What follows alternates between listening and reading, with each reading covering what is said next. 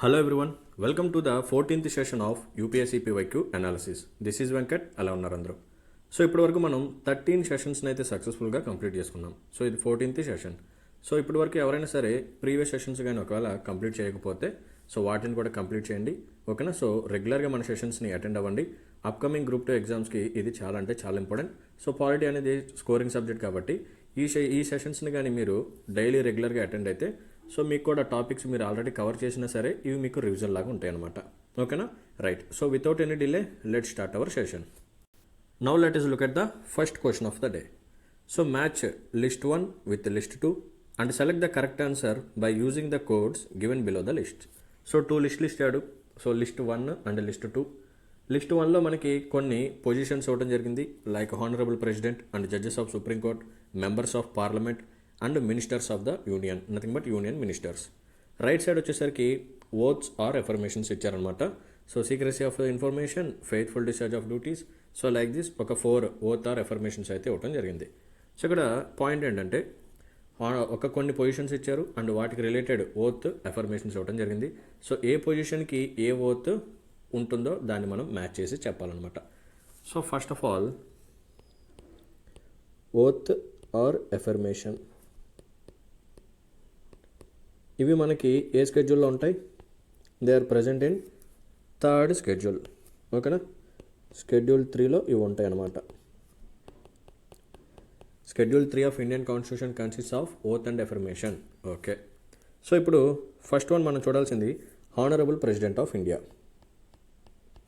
So honourable president of India గారి యొక్క oath ఏమని ఉంటుందంటే faith and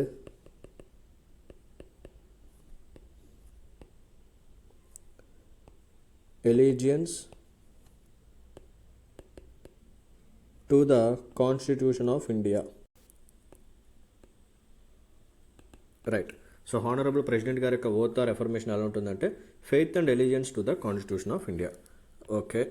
so second one మనం చూడాల్సింది ఏంటంటే judges of supreme court. So supreme court జడ్జెస్కి సంబంధించిన ఓత్ ఆర్ ఎఫర్మేషన్ ఎలా ఉంటుంది సార్ అంటే upholding the constitution, upholding the constitution and law. ఇది వాళ్ళ యొక్క ఓత్ అనమాట. నెక్స్ట్ వన్ వచ్చేసరికి member of parliament. Member of parliament యొక్క ఓత్ ఎలా ఉంటుందంటే ఫెయిత్ఫుల్ డిశ్చార్జ్ ఆఫ్ డ్యూటీస్. వాళ్ళ యొక్క డ్యూటీస్ ఏవైతే ఉన్నాయో వాటిని ఫెయిత్ఫుల్గా డిశ్చార్జ్ చేస్తాము అని చెప్పి వాళ్ళు ఓత్ అనేది చెప్తారనమాట, faithful discharge of duties. And last one వచ్చేసరికి union ministers. So union ministers దగ్గర ఏంటంటే జనరల్గా ఇన్ఫర్మేషన్ చాలా సీక్రెసీ అండ్ కంట్రీకి సెక్యూరిటీకి సంబంధించిన ఇన్ఫర్మేషన్ కానీ, సేఫ్టీకి సంబంధించిన ఇన్ఫర్మేషన్ కానీ అండ్ ప్రజలకు రిలేటెడ్ చాలా క్రిటికల్ ఇన్ఫర్మేషన్ అనేది మినిస్టర్స్ దగ్గర ఉంటుందన్నమాట. సో వాళ్ళ యొక్క డ్యూటీ ఎలా ఉంటుందంటే నథింగ్ బట్ ఓత్ అనేది ఎలా ఉంటుందంటే to maintain the secrecy of information. So what ever the information they know, so country యొక్క సావరెంటీకి రిలేటెడ్ ఇన్ఫర్మేషన్ కానీ, ఎటువంటి సెక్యూరిటీ రిలేటెడ్ ఇన్ఫర్మేషన్ కానీ వాళ్ళకి ఏదైతే తెలుస్తుందో అది చాలా సీక్రెట్గా మెయింటైన్ చేస్తాము, ఓకేనా. సో ఇది ఇలా మనకి ఓత్ అండ్ ఎఫర్మేషన్స్ అయితే ఉంటాయి అనమాట ఇన్ షెడ్యూల్ 3. సో దీన్ని బట్టి మనం ఒకసారి ఆప్షన్స్ మనం చూస్తే హానరబుల్ ప్రెసిడెంట్ ఆఫ్ ఇండియా గారి యొక్క ఓత్ వచ్చేసరికి faith and allegiance to the constitution of India. So సికి 1. Next judges of supreme court. So supreme court nothing but court యొక్క బాధ్యత ఏంటి? కాన్స్టిట్యూషన్ని ఎప్పుడు అప్హోల్డ్ చేస్తూ ఉండాలి, లాను కూడా ఎప్పుడు అప్హోల్డ్ చేస్తూ ఉండాలి. కాన్స్టిట్యూషన్కి ఎగనెస్ట్గా స్టేట్ కానీ నథింగ్ బట్ యూనియన్ కానీ స్టేట్ కానీ ఎప్పుడైనా సరే లాస్ని కానీ యాక్ట్స్ కానీ తీసుకొచ్చినా లేకపోతే కాన్స్టిట్యూషన్ అమెండ్మెంట్ యాక్ట్స్ని కానీ తీసుకొచ్చినా సరే అవి అన్కాన్స్టిట్యూషనల్గా ఉంటే వాటిని నల్ అండ్ వైడ్గా డిక్లేర్ చేస్తుంటుంది అనమాట. So it actually upholds the constitution and law. So 2కి D. Next members of parliament faithful discharge of duties. So వాళ్ళ యొక్క డ్యూటీస్ ఏవైతే ఉన్నాయో వాటిని చాలా ఫెయిత్ఫుల్గా, ట్రాన్స్పరెంట్గా, నిజాయితీగా చేస్తామని చెప్పి వాళ్ళు చెప్తూ ఉంటారు. సో 3కి బి. అండ్ లాస్ట్ వచ్చేసరికి యూనియన్ మినిస్టర్స్. సో వాళ్ళకి తెలిసిన ఇన్ఫర్మేషన్ ఏదైతే ఉందో అది చాలా సీక్రెసీగా మెయింటైన్ చేస్తూ ఉంటాం. సో కంట్రీకి నష్టం కలిగించే కానీ నథింగ్ బట్ పీపుల్కి ఎటువంటి హాని కలిగించే ఇన్ఫర్మేషన్ లీక్ చేయడం కానీ అటువంటివి వాళ్ళు చేయరనమాట. సో 4కి ఆప్షన్ ఏ. సో ఇప్పుడు ఒకసారి ఆన్సర్ చూస్తే 1కి సి, 2కి డి, 3కి ఏ అండ్ 3కి బి అండ్ 4కి ఏ. So option 3 is the right answer. So this is all about first question. Now let us look at the second question. Given below are two statements, one labeled as assertion and other labeled as reason. Okay, so assertion ఏమని ఉంటుందో ఒకసారి చూద్దాం. The word minority is not defined in the Constitution of India. So minority అనే వర్డ్కి సంబంధించిన definition అనేది కాన్స్టిట్యూషన్లో లేదు అని అంటున్నాడు. ఎస్, ఇది రైటే. మైనారిటీ అనే వర్డ్ కాన్స్టిట్యూషన్లో మెన్షన్ చేసి ఉంది. మైనారిటీ అనే వర్డ్ కాన్స్టిట్యూషన్లో మెన్షన్ చేసి ఉంది. But what exactly is minority, మైనారిటీకి సంబంధించిన డెఫినేషన్ ఏదైతే ఉందో, దానికి సంబంధించిన ఎక్స్ప్లెనేషన్ ఏదైతే ఉందో అది కాన్స్టిట్యూషన్లో లేదు. మైనారిటీ అనే వర్డ్ అయితే మెన్షన్ చేసి ఉంది, కానీ దానికి సంబంధించిన డీటెయిల్డ్ ఎక్స్ప్లెనేషన్ అయితే కాన్స్టిట్యూషన్లో లేదు. సో అసర్షన్ అనేది ట్రూ. నెక్స్ట్ రీజన్ చూడండి, the minorities commission is not a constitutional body. So ఇది కూడా రైటే. మైనారిటీస్ కమిషన్ ఏదైతే ఉందో it is just a statutory body, it is not a constitutional body. So ఇక్కడ A and R, assertion reason రెండు రైటే. But reason ఏదైతే ఉందో it is not a correct explanation of A. ఓకేనా, అసర్షన్ని జస్టిఫై చేయట్లా. అక్కడ కాన్స్టిట్యూషన్లో మైనారిటీకి సంబంధించిన definition ఇవ్వకపోవటానికి and minority commission constitutional body అవ్వకపోవడానికి ఈ రెండింటికి మధ్య కరెక్ట్ ఎక్స్ప్లెనేషన్ అయితే లేదు. సో దీన్ని బట్టి మనం ఆప్షన్ ఏమని చెప్పొచ్చు అంటే both A and R R true, but R is not the correct explanation of A. So దీనికి సంబంధించిన ఇంకొంచెం బ్యాక్గ్రౌండ్ మనం చూద్దాం. సో మైనారిటీ అనే వర్డ్ కాన్స్టిట్యూషన్లో మెన్షన్ చేసి ఉంది, బట్ దీనికి సంబంధించిన డెఫినేషన్ అనేది లేకపోతే ఎక్స్ప్లెనేషన్ అనేది కాన్స్టిట్యూషన్లో లేదు. Okay, point number 1 clear. Next point number 2, constitution of India defines or categorise the minorities into 2 classifications. So ఆ 2 కేటగిరీస్ ఏంటంటే linguistic minorities and religious minorities. So మన ఇండియాలో మైనారిటీస్ని మనం 2 కేటగిరీస్ని బేస్ చేసుకొని క్లాసిఫై చేసామన్నమాట, linguistic minorities and religious minorities. And మన కాన్స్టిట్యూషన్ ఆఫ్ ఇండియా ఏదైతే ఉందో it doesn't recognise a minority on basis of ethnicity. So ethnic minorities అనేవాళ్ళు ఇండియాలో లేరు. ఓకేనా, సో మనకు ఆప్షన్స్లో చాలాసార్లు ప్రీవియస్ ఇయర్ క్వశ్చన్స్లో వచ్చిందనమాట. So constitution of India recognises ethnic minorities, linguistic minorities and religious minorities. ఆ స్టేట్మెంట్ అనేది రాంగ్ అనమాట. So constitution of India recognises only linguistic minorities and religious minorities, not ethnicity or ethnic minorities. Okay, so point number 2 కూడా clear. So ఇప్పుడు మనం చూడాల్సింది ఏంటంటే minority కమిషన్కి సంబంధించిన కొంచెం బ్యాక్గ్రౌండ్ మనం ఒకసారి చూద్దాం. So let us discuss some historical background related to minority commission. So in the year 1978, so 1978 year lo under Ministry of Home Affairs, so Ministry of Home Affairs ఏం చేసిందంటే it passed a resolution. Ministry of Home Affairs ఒక రిజల్యూషన్ని pass చేసిందనమాట. So ఇలా resolution pass చేయడం ద్వారా ఒక బాడీని వీళ్ళు ఏర్పాటు చేశారు.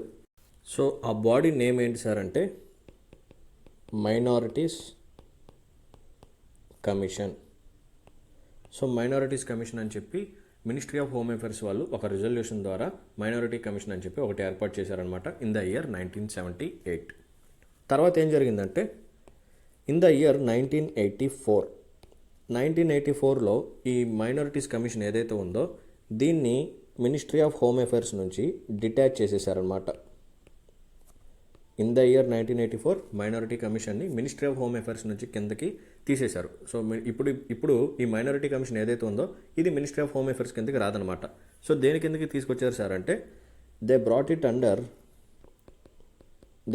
Under ministry of welfare. So ministry of welfare కిందకి మైనారిటీ కమిషన్ని తీసుకొచ్చారనమాట. ఓకేనా, రైట్. సో తర్వాత ఏం జరిగిందంటే ఇన్ ద ఇయర్ 1992లో మనకి ఒక యాక్ట్ని తీసుకొచ్చారనమాట.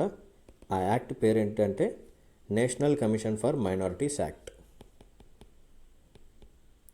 National commission for minorities act 1992. So ఈ యాక్ట్ ద్వారా ఏం జరిగిందంటే అప్పటి వరకు ఉన్న ఈ మైనారిటీస్ కమిషన్ ఏదైతే ఉందో దాన్ని ఫస్ట్ రీనేమ్ చేశారు. సో ఇప్పటి వరకు మనం మాట్లాడుకున్న మైనారిటీ కమిషన్ ఏదైతే ఉందో దాని యొక్క నేమ్ని రీనేమ్ చేయడం జరిగింది. సో ఇప్పుడు దాని యొక్క నేమ్ ఏంటంటే national commission for minorities. And ఇంతకుముందు వరకు ఇది ఒక జస్ట్ నార్మల్ బాడీ, ఒక రిజల్యూషన్ ద్వారా క్రియేట్ అయిన బాడీ. సో దానికి ఎటువంటి స్టాట్యుటరీ బ్యాకింగ్ అనేది లేదు. సో అప్పటి వరకు అది స్టాట్యుటరీ బాడీ అయితే కాదనమాట. సో ఒక యాక్ట్ని తీసుకొచ్చారు. ఆ యాక్ట్ పేరు national commission for minorities act 1992. ఈ యాక్ట్ ద్వారా మైనారిటీ కమిషన్కి సంబంధించిన నేమ్ని రీనేమ్ చేశారనమాట. Now it is called as national commission for minorities. And now this national commission for minorities has become a statutory body. ఓకేనా, ఇప్పటి నుంచి ఇది ఒక స్టాట్యుటరీ బాడీ ఉందన్నమాట. ఎందుకు? దీనికి సంబంధించిన ప్రొవిజన్స్ కానీ, దీనికి సంబంధించిన ప్రివిలేజెస్ కానీ, కాంపోజిషన్ ఆఫ్ మెంబర్స్ కానీ, వాళ్ళ యొక్క టర్మ్ కానీ, టెన్యూర్ కానీ, ఈ డీటెయిల్స్ అన్నీ, వాళ్ళ యొక్క ఫంక్షన్స్ కానీ ఏవైతే ఉన్నాయో ఇవన్నీ ఒక యాక్ట్లో మెన్షన్ చేసి ఉన్నాయి. సో దానికి సంబంధించిన పవర్స్ అన్ని యాక్ట్ నుంచి డ్రా చేసుకుంటున్నాయి కాబట్టి now it has become a statutory body. అదేందా 1978, 1984 అండ్ 1992. So national commission for minorities is not a constitutional body.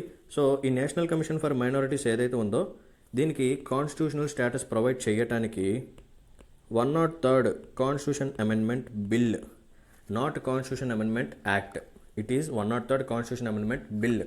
ఈ బిల్ని పాస్ చేయాలని చెప్పి పార్లమెంట్ ట్రై చేసిందనమాట. ఎందుకు ట్రై చేసింది సార్ అంటే నేషనల్ కమిషన్ ఫర్ మైనారిటీస్కి కాన్స్టిట్యూషనల్ స్టేటస్ ప్రొవైడ్ చేయాలి అని చెప్పి ట్రై చేశారు. బట్ ఈ 103rd కాన్స్టిట్యూషన్ అమెండ్మెంట్ బిల్ ఏదైతే ఉందో ఇది పాస్ అవ్వలేదు. సో పాస్ అవ్వలేదు కాబట్టి సో స్టిల్ ఈ నేషనల్ కమిషన్ ఫర్ మైనారిటీస్ ఏదైతే ఉందో దీనికి ఇది జస్ట్ స్టాట్యుటరీ బాడీగానే ఉండిపోయింది. It is not a constitutional body. ఓకేనా, this is the clear explanation regarding national commission for minorities. Right, now let us look at the third question. Which one of the following statements is correct? The prime minister of India అని చెప్పి ఒక 4 statements ఇచ్చాడు. దీంట్లో correct statement అడుగుతున్నాడు. Right, first statement చూద్దాం. So the honourable prime minister of India is free to choose his minister only from, ఇక్కడ ఇది మీరు ఐడెంటిఫై చేయాలి, only from among those who are members of either house of parliament. So మనకి పార్లమెంట్లో 2 houses ఉంటాయి, Lok Sabha and Rajya Sabha. So లోక్సభలో ఉన్న members and రాజ్యసభలో ఉన్న మెంబర్సు, సో కేవలం ఈ మెంబర్స్లో నుంచే మినిస్టర్స్ని సెలెక్ట్ చేసుకోవాలి. ఎవరు సెలెక్ట్ చేసుకోవాలి? ప్రైమ్ మినిస్టర్ గారు అని చెప్పి ఆప్షన్ ఇస్తున్నారనమాట. సో ఇది రాంగ్. ఓకేనా, సో దీనికి సంబంధించిన ఎక్స్ప్లెనేషన్ ఏంటి సార్ అంటే లోక్సభలో అండ్ రాజ్యసభలో కాకుండా బయట నుంచి కూడా ఒక మెంబర్ని తీసుకొచ్చి ఈ మెంబర్ని మినిస్టర్ని చేయొచ్చు అనమాట. సో ఇలా మినిస్టర్ని చేసిన తర్వాత సో ఎప్పుడైతే మినిస్టర్గా అపాయింట్ అయ్యారో అప్పటి నుంచి within 6 months this person has to become a member of any house, either house of the parliament. So నేను ఉన్నాను. సో ఈరోజు డేట్ వచ్చేసరికి 28th July. ఈరోజు నన్ను హానరబుల్ ప్రైమ్ మినిస్టర్ గారు మినిస్టర్గా అపాయింట్ చేశారనమాట. బట్ నేను లోక్సభలో మెంబర్ కాదు, రాజ్యసభలో మెంబర్ కాదు. సో నేనేం చేయాలి? ఇప్పటి నుంచి వితిన్ 6 months లోపు ఏదైనా ఒక హౌస్లో మెంబర్ అయ్యేలాగా నేను చూడాలన్నమాట. ఓకేనా, సో వితిన్ 6 monthsలో నేను మెంబర్ అయితే నేను మినిస్టర్గా ఉంటాను, లేకపోతే నేను మినిస్టర్గా ఇంకా కొనసాగలేను అనమాట. నాకు యొక్క మ్యాక్సిమం టైం లిమిట్ వచ్చేసరికి 6 months. రైట్, సో ఆప్షన్ 1 అనేది wrong. Can choose his cabinet colleagues after due counselling by the honourable president of India in this record. So no, president గారిని కన్సల్ట్ అయ్యి చర్చలు జరిపి కౌన్సిలింగ్ తీసుకొని ఆ తర్వాత ప్రైమ్ మినిస్టర్ గారు మెంబర్స్ని మినిస్టర్స్కి అపాయింట్ చేయాలి అని చెప్పి అక్కడైతే లేదు. సో ఆ ప్రొవిజన్ కూడా రాంగ్. లాస్ట్ వన్ చూడండి, హ్యాస్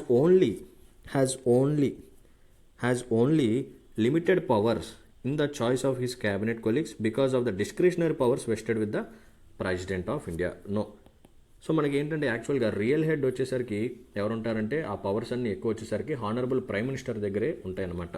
సో అంతేగాని ఎక్కువ పవర్స్ వచ్చేసరికి ప్రెసిడెంట్ గారి దగ్గర అయితే ఉండదు. ఓకే, సో 4 కూడా wrong.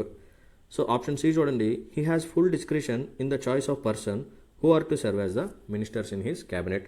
So honourable prime minister గారి దగ్గరే ఎక్కువ డిస్క్రిషనరీ పవర్స్ అయితే ఉంటాయి. సో నేను చెప్పాను కదా, ఎవరినైనా సరే బయట వాళ్ళని తీసుకొచ్చి పెట్టొచ్చు. సో పెట్టిన దగ్గర నుంచి within 6 months that person has to become a member in either house of the parliament. ఒకవేళ మెంబర్గా అయితే ఆయన ఇంకా మినిస్టర్గా కొనసాగించవచ్చు అనమాట. ఒకవేళ అవ్వకపోతే 6 months తర్వాత ఆయన ఒక మినిస్టర్ పోస్ట్ అనేది పోతుంది. ఓకేనా, right. Now let us look at the last question of the day. Which one of the following is not a principle of Panchsheel? So Panchsheel గురించి క్వశ్చన్ అనమాట. సో దీనికి సంబంధించిన ఎక్స్ప్లెనేషన్ ఒకసారి మనం మాట్లాడుకుందాం. So during the year 1954 29th April. So 1954 29th April, there was an agreement signed between Republic of China and India. So ఎక్కడ agreement జరిగింది sir అంటే ఇన్ బీజింగ్.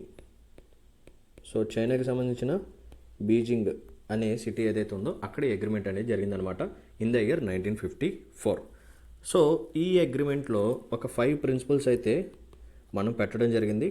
సో ఆ 5 ప్రిన్సిపల్స్ని మనం పంచశీల్ అని చెప్పి పిలుస్తాం. So what are those 5 principles ఒకసారి చెప్తాను, జాగ్రత్తగా నోట్ డౌన్ చేసుకోండి. సో ఫస్ట్ వన్ వచ్చేసరికి mutual non aggression.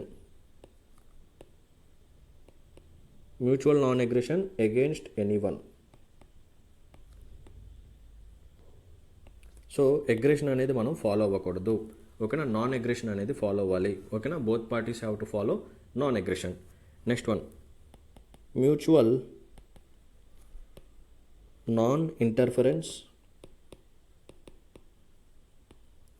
In each others internal affairs.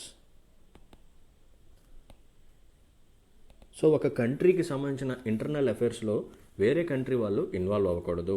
చైనాకి సంబంధించిన ఇంటర్నల్ అఫైర్స్ ఇష్యూస్లో ఇండియా వెళ్ళి ఇన్వాల్వ్ అవ్వకూడదు. అండ్ ఇండియాకి సంబంధించిన ఇంటర్నల్ అఫైర్స్ ఏవైతే ఉన్నాయో వాటిలోకి చైనా వచ్చి ఇన్వాల్వ్ అయ్యి ఎటువంటి డిస్టర్బెన్సెస్ అయితే క్రియేట్ చేయకూడదు అనమాట. ఇది point number 2.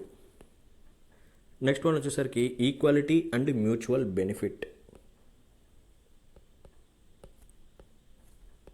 Equality and mutual benefit, ఓకేనా. సో ఎప్పుడైనా సరే ఈక్వాలిటీ అనేది 2 కంట్రీస్ ప్రమోట్ చేసుకోవాలి అండ్ దాని ద్వారా వచ్చే బెనిఫిట్స్ అనేవి ఇద్దరు షేర్ చేసుకోవాలన్నమాట.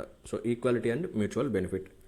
ఫోర్త్ వన్ వచ్చేసరికి peaceful co existence.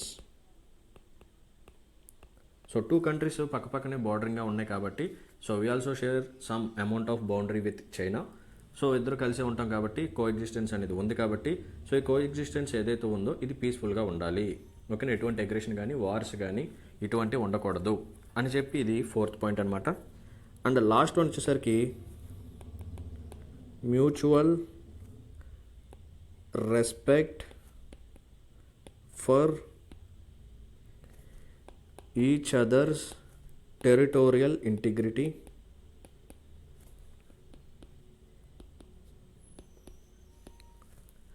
And sovereignty.